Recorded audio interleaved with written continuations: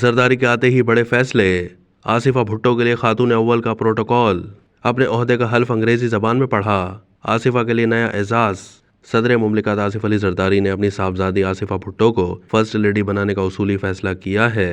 آصفہ بھٹو زرداری کو خاتون اول کا درجہ دیا جائے گا۔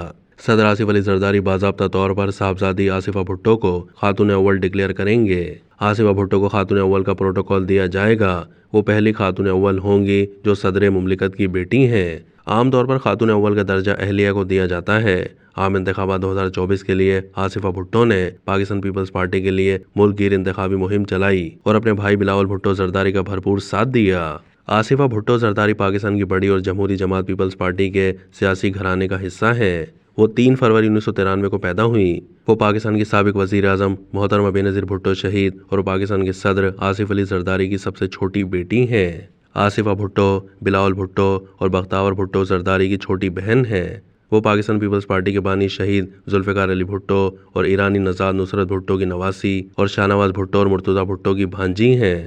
وہ اپنے والد کے سب سے قریب رہیں۔ آصف علی زرداری کے جیل کے دنوں میں اور عدالتوں میں پیشی کے وقت بھی آصف علی زرداری کی گود میں ہمیشہ وہی نظر آتی تھیں۔ گزشتہ روز ایوان صدر میں حلف برداری کے تقریب میں بھی وہ اپنے والد کے ہمراہ ان کے بازو میں اپنا بازو ڈال کر چل رہی تھیں۔ بختیار بھٹو نے اس تصویر کو سوشل میڈیا پر بھی ٹیگ کیا۔ دوسری جانب نو منتخب صدر مملکت آصف علی زرداری نے اپنے عہدے کا حلف انگریزی زبان میں پڑھا۔